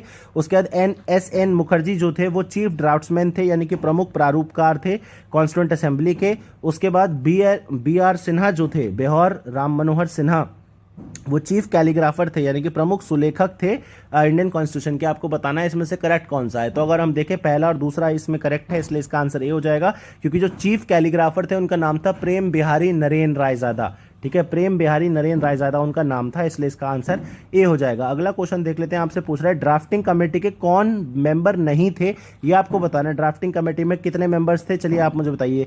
नंबर ऑफ मेंबर्स कितने थे वो आपको बताना है, और उनके नाम भी आप मुझे कमेंट सेक्शन में करके बताएंगे। इनमें से 3 नाम तो आपको पता ही है, DK मुंशी, अंबेडकर और माधवराव। ये तीनों ही जो है कॉन्स्टिट्यूएंट असेंबली की जो ड्राफ्टिंग कमेटी के मेंबर्स थे। तो नन ऑफ दीज इसका आंसर हो जाएगा। अगला क्वेश्चन देख लेते हैं। आपसे पूछ रहा है माइनर कमेटी कॉन्स्टिट्यूशन की वो कौन सी थी जो माइनर कमेटी थी। देखिए टोटल कमेटीज बनाई गई थी, 8 मेजर कमेटीज बनाई गई थी, समितियां, और कुछ माइनर कमेटीज बनाई गई थी। तो आपको पहचानना है लघु समितियों में से कि इन समितियों में से लघु कौन सी थी। तो संघ शक्ति यानी कि union powers committee, order of business यानी कि कार्य संचालन समिति, प्रोविंशियल कॉन्स्टिट्यूशन कमेटी यानी कि प्रांतीय संविधान समिति, और संचालन समिति या स्टीयरिंग कमेटी। बताइए, तो इसमें से जो ऑर्डर ऑफ बिजनेस कमेटी थी वो एक माइनर कमेटी थी, जबकि यूनियन पावर कमेटी मेजर थी, जवाहरलाल नेहरू ने इसको हेड किया था। प्रोविंशियल कॉन्स्टिट्यूशन कमेटी मेजर थी, सरदार पटेल ने इसको हेड किया था। स्टीयरिंग कमेटी भी मेजर थी, इसको श्री राजेंद्र प्रसाद जी ने हेड किया था, इसलिए इसका आंसर बी हो जाएगा। अगला क्वेश्चन देख लेते हैं। आपको करेक्ट विकल्प चुनना है। आपको बताना है जो गणपूर्ति पीठासीन अधिकारी सहित यानी कि कोरम जो है वो 1/10 जो मतलब 1/10वां भाग जो टोटल मेंबरशिप है उसके हिसाब से देखा जाता है कोरम, और प्रिसाइडिंग ऑफिसर यानी कि जो पीठासीन अधिकारी है उसको इंक्लूड करके इसको गिना जाता है।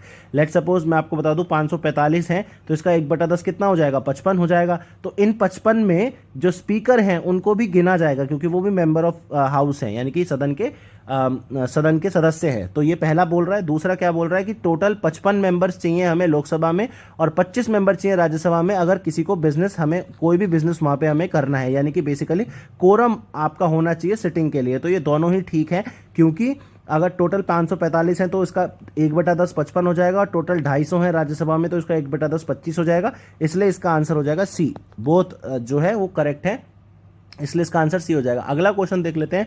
अडजॉर्नमेंट मोशन जो होता है यानी कि तत्काल सार्वजनिक महत्व के एक निश्चित मामले पर सदन का ध्यान आकर्षित करने के लिए जो मोशन यूज किया जाता है, जो प्रस्ताव, स्थगन प्रस्ताव जो पेश किया जाता है, उसके लिए कितने मेंबर्स का सपोर्ट आपको चाहिए होता है, 50, 55, 45, 60। तो उसके लिए 50 मेंबर्स का सपोर्ट आपको चाहिए होता है, इसलिए इसका आंसर हो जाएगा ए। अगला क्वेश्चन देख लेते हैं। इसमें आपसे पूछ रहा है कि जो शॉर्ट ड्यूरेशन डिस्कशन होता है यानी कि अल्पकालिक चर्चा जो होती है, स्पीकर उसके लिए कितने दिन निर्धारित करते हैं, कितने दिन उसके लिए देते हैं, 1, 2, 3, 4। तो 3 दिन जो है स्पीकर उसके लिए देते हैं, इसलिए इसका आंसर 3 हो जाएगा। और अल्पकालिक ड्यूरेशन इसको हम क्यों बोलते हैं, क्योंकि इसके एक दिन में अगर हम देखें तो 2 घंटे से ज्यादा इसकी चर्चा नहीं चलाई जा सकती, और इसलिए इसका आंसर हो जाएगा सी। अगला क्वेश्चन देख लेते हैं। ओथ एंड अफर्मेशन यानी कि जो राष्ट्रपति द्वारा शपथ या प्रतिज्ञान लिया जाता है, उसकी जो हमारे को मेंशन है वो आर्टिकल के कॉन्स्टिट्यूशन के कौन से आर्टिकल में है, 56, 58, 60, 61।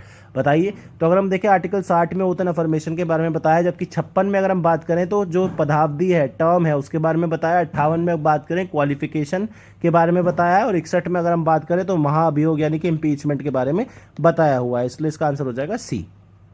चलिए अगला क्वेश्चन देख लेते हैं। इसमें आपसे इनकरेक्ट यानी गलत विकल्प चुनने के लिए बोल रहा है। आपको वर्ष बता रखे हैं और आपको योजनाएं बता रखी हैं। जनश्री बीमा योजना वर्ष 2000 में, प्रधानमंत्री ग्राम उद्योग योजना 2000 में, अंत्योदय अन्न योजना 2000 में और जवाहर ग्राम समृद्धि योजना 2000 में। इनकरेक्ट कौन सा है? डी वाला इनकरेक्ट है। क्यों? क्योंकि 2000 में नहीं थी, ये 1999 में थी। ये सारी योजनाएं आपको पता होनी चाहिए। ठीक है, अगला क्वेश्चन देख लेते हैं। इसमें आपसे पूछ रहा है कि जो 10th 5 ईयर प्लान था, यानी कि 10वीं पंचवर्षीय योजना जो थी, उसमें कौन सा प्रोग्राम नहीं था, वो आपको बताना है। वाल्मीकि अंबेडकर आवास योजना, जननी सुरक्षा योजना, नेशनल रूरल हेल्थ मिशन और राजीव गांधी ग्रामीण विद्युतीकरण योजना, कौन सी इसमें से 10th 5 ईयर प्लान का पार्ट नहीं थी? तो अगर हम देखें, वाल्मीकि वाली नहीं थी। क्यों? क्योंकि ये 2001 में लाई गई थी, जबकि 10th 5 ईयर प्लान जो है आपका वो कब से कब तक था? 2002 से और 2007 तक ये 10वां 5 ईयर प्लान था। ये जो प्लान्ड मॉडल ऑफ इकोनॉमी है, यानी कि जो प्लानिंग करके हमने ये कहाँ से लिया है? रशिया से हमने प्लान्ड मॉडल लिया था इसको। ठीक है, अगला क्वेश्चन देख लेते हैं। इसमें आपसे पूछा हुआ है, इनकरेक्ट आपको बताना है। जो प्रथम पंचवर्षीय योजना थी, फर्स्ट 5 ईयर प्लान जो है हैरड दामोदर मॉडल पे बेस्ड था। 10वीं पंचवर्षीय योजना 10th 5 year plan C Rangarajan ने बनाया था। तृतीय यानी कि थर्ड 5 ईयर प्लान जो है गाडगिल योजना उसे बोला जाता है। और सेकंड 5 ईयर यानी कि द्वितीय 5 ईयर प्लान जो है पीसी महानलोबिस मॉडल पे बेस्ड थी। आपको इसमें से इनकरेक्ट बताना है कौन सा है। तो अगर हम देखें, बी वाला है। क्यों? क्योंकि जो सी रंगराजन थे उन्होंने 10th नहीं 11th 5 ईयर प्लान को बनाया था। अगला क्वेश्चन देख लेते हैं। आपसे पूछ रहा है, फूड पॉलिसी यानी कि जो खाद्य नीति को तैयार करने के लिए लॉन्ग टर्म में एक समिति यानी कि कमेटी गठन किया था, उसका नाम आपको बताना है। आबिद हुसैन कमेटी, चक्रवर्ती कमेटी, अभिजीत सेन या फिर जीवी रामकृष्ण।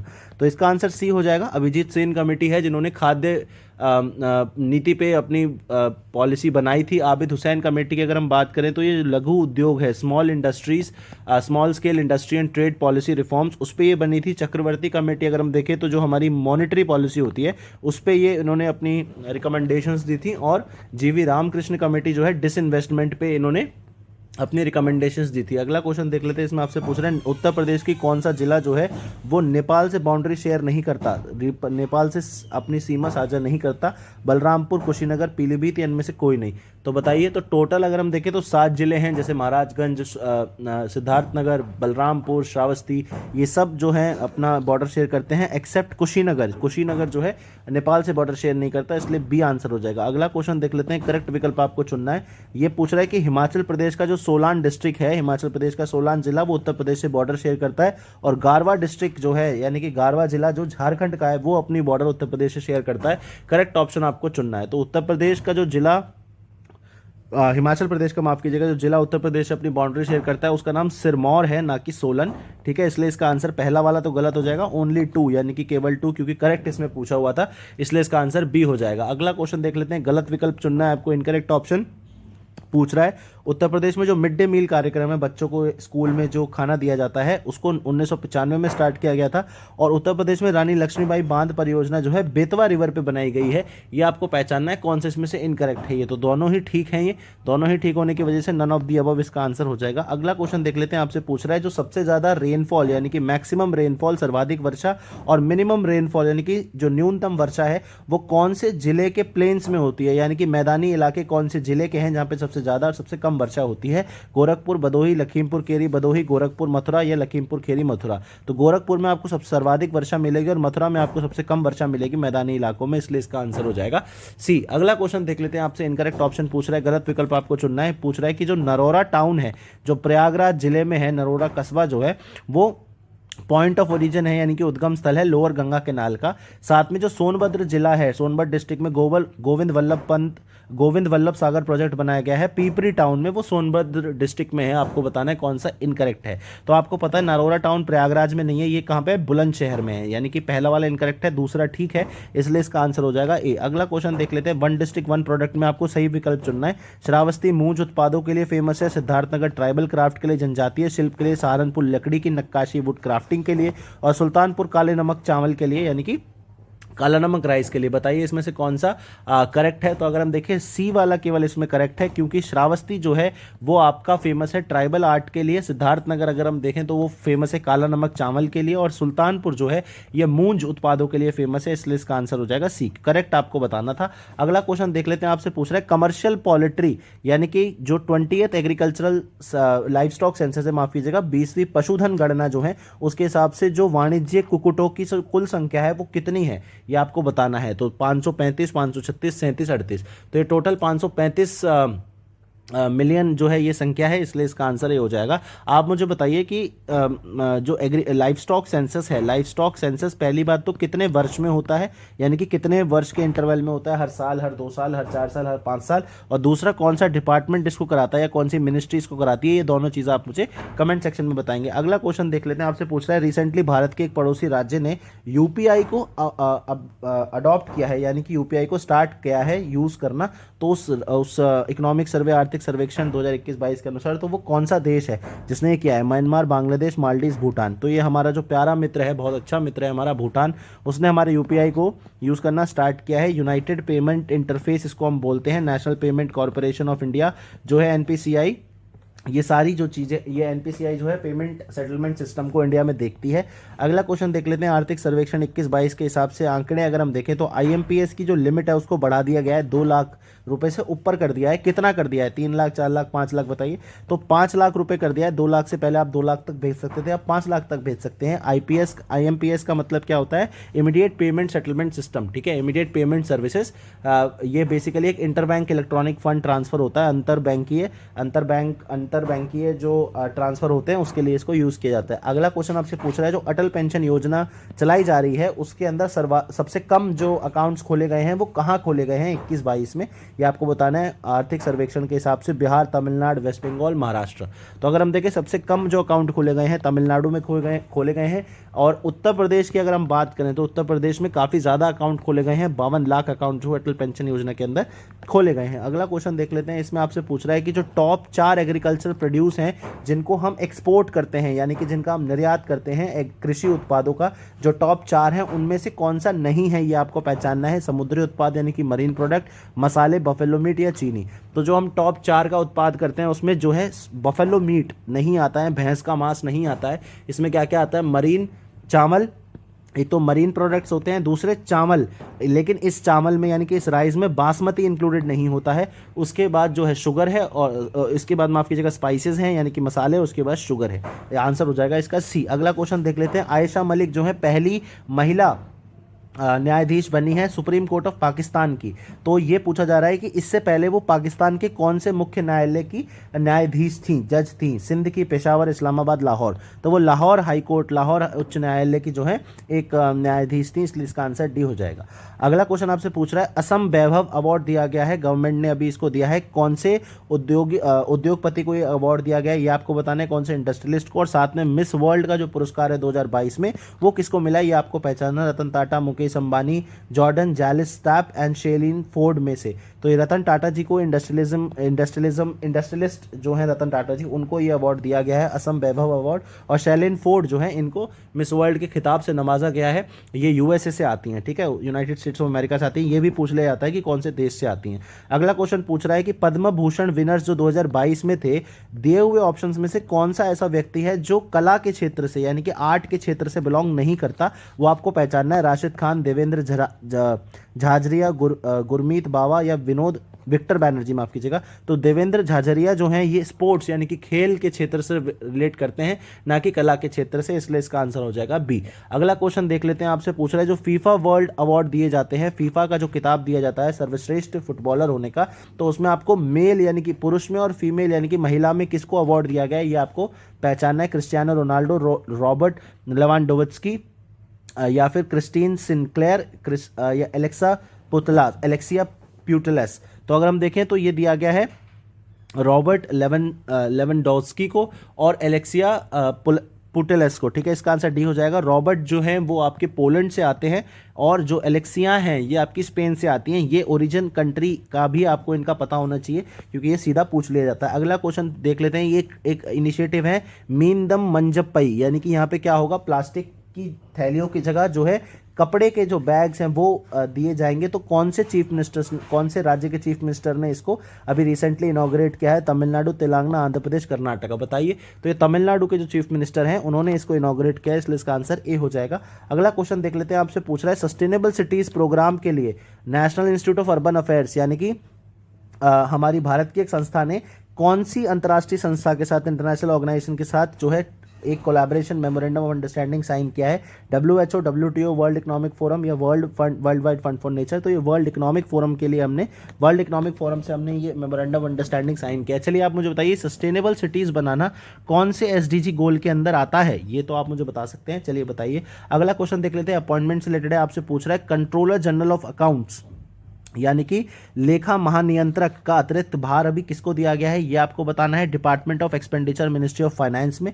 यानी कि व्यय विभाग में। और साथ में जो central board of secondary education है यानी कि केंद्रीय माध्यमिक शिक्षा बोर्ड है, उसके नए अध्यक्ष का नाम आपको बताना है। सोनाली सिंह, दीपक दास, विनीत जोशी, मनोज आहूजा। तो सोनाली सिंह जी हैं जिनको कंट्रोलर जनरल ऑफ अकाउंट्स का एडिशनल पदभार दिया गया है, और विनीत जोशी जी हैं जिनको बोर्ड का जो है अध्यक्ष नियुक्त किया गया है, इसलिए इसका आंसर ए हो जाएगा। अगला क्वेश्चन देख लेते हैं, जो 17th IBA annual banking technology awards दिए गए थे, वार्षिक बैंकिंग प्रौद्योगिकी पुरस्कार 2021 में जिनकी घोषणा की गई थी, best technology bank of the year में जो कैटेगरी है उनमें आपको इनकरेक्ट यानी कि गलत विकल्प चुनना है, ठीक है। तो सर्वश्रेष्ठ प्रौद्योगिकी बैंकों से जो कैटेगरी है उनमें तो सबसे बड़े जो बैंक हैं यानी कि बड़े बैंकों के खंड में जो है स्टेट SBI को मिला है, छोटे बैंकों के खंड में स्मॉल बैंक में साउथ इंडियन बैंक को मिला है, फॉरेन बैंक यानी कि विदेशी बैंकों में सिटी बैंक को मिला, और रीजनल रूरल बैंक के क्षेत्र में जो है Baroda Rajasthan regional rural bank को मिला है।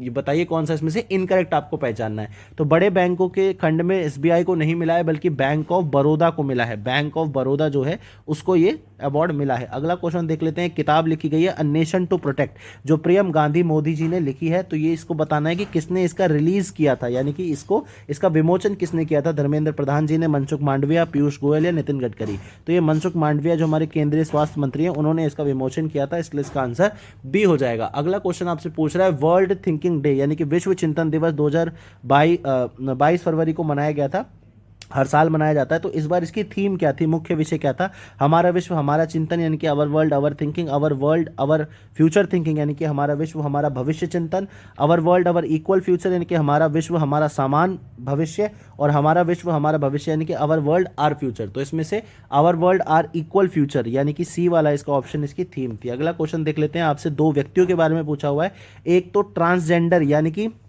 जो LGBTQ एक्टिविस्ट है भूमिका श्रेष्ठा, और दूसरा जो एक एनवायरमेंटलिस्ट है पर्यावरण के लिए काम करने वाली जिनका नाम आपको बता रखा है रिजवाना हसन, उनको international women of courage award से नवाजा गया है। तो आपको बताना है कि भूमिका श्रेष्ठा कौन से देश से आती हैं, और दूसरा ये जो रिजवाना हसन है ये कौन से देश से आती हैं, ये आपको पहचानना है। तो भूटान, श्रीलंका, नेपाल, श्रीलंका, भूटान, बांग्लादेश, नेपाल, बांग्लादेश।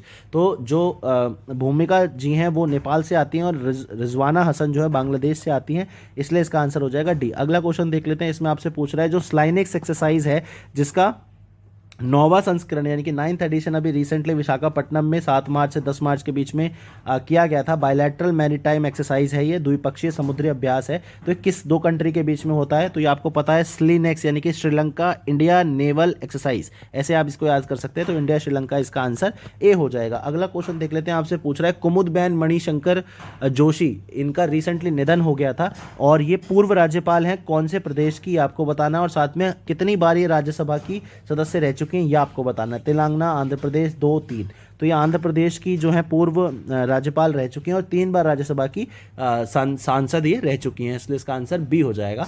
अगला क्वेश्चन देख लेते हैं, एक ग्रेविटस फाउंडेशन जो है यंग बिजनेस अवार्ड देता है, बिजनेस लीडर अवार्ड देता है ऑफ द ईयर में, तो वो किसको मिला है रिसेंटली, आधार पूनावाला, शिव नादर, योहान पूनावाला या गौतम अदानी। तो ये योहान पूनावाला जी को दिया गया है, सी इसका आंसर हो जाएगा। ग्रेविटस फाउंडेशन का business leader of the award इनको मिला है। अगला क्वेश्चन देख लेते हैं, इनकरेक्ट आपको गलत विकल्प चुनना है। भारतीय रिजर्व बैंक की जो दरें होती हैं उनसे, तो SLR जो है यानी कि वैधानिक तरलता अनुपात, स्टैच्यूटरी लिक्विडिटी रेशो 18% है, नगद आरक्षित अनुपात कैश रिजर्व रेशो 4% है, सीमांत स्थायी सुविधा दर यानी कि मार्जिनल स्टैंडिंग फैसिलिटी रेट 4.25% है, और रिवर्स रेपो रेट जो है 3.25% है। कौन सा इसमें से गलत है, तो डी वाला गलत है क्योंकि 3.25 नहीं है, ये 3.35% है। ठीक है, इनके बारे में आपको पता होगा स्टैच्यूटरी लिक्विडिटी रेशो क्या होता है। बैंक अपने पास रखते हैं RBI अप्रूव्ड सिक्योरिटीज़ में, चाहे वो गवर्नमेंट सिक्योरिटीज़ हो सकती हैं, G-Secs हो सकते हैं, गोल्ड हो सकता है, ऐसे में कैश रिजर्व रेशो जो है इस पे इंटरेस्ट नहीं मिलता एक तो बैंक को, और ये RBI के पास एक बैंक जो है डिपॉजिट रखता है, अपने पास नहीं रखता है। SLR अपने पास रखता है, लेकिन CRR जो है RBI के वॉल्ट में रखा जाता है। उसके मार्जिनल स्टैंडिंग फैसिलिटी जो है, जो हर दिन की जो लिक्विडिटी है, तरलता है, उसको एडजस्ट करने के लिए एक बोरोइंग विंडो है बैंक खरीद सकता है। और रिवर्स रेपो रेट वो दर है जिस पे आरबीआई जो है बैंकों से उधार लेता है। रेपो रेट क्या है? वो दर जिस पे आरबीआई बैंकों को उधार देता है, ठीक है। लेकिन रिवर्स रेपो रेट जिस पे वो उधार लेता है, ठीक है। अगला क्वेश्चन देख लेते हैं, आपसे पूछ रहा है तो ये सारे तो जीएस के क्वेश्चन थे, ये हमने कर लिए। इसके आगे जो हैं वो आपके मैथ्स के क्वेश्चन है। हमारा फोकस जीएस पे ही रहने वाला है। तो ये जितने भी क्वेश्चन हमने किए हैं इसका सारे का आपने अटेम्प्ट करके अपना जो स्कोर है उसको कमेंट सेक्शन में ज़रूर लिखिए। और साथ में आप हमारे टेलीग्राम चैनल को ज्वाइन कर लीजिए। और अगर हमारे पेड ग्रुप को ज्वाइन करना चाहते हैं तो दिए हुए नंबर्स पे कॉल करके आप पूछ सकते हैं। इस वीडियो को लाइक करें, शेयर करें, सब्सक्राइब करें। आपका दिन शुभ हो। धन्यवाद।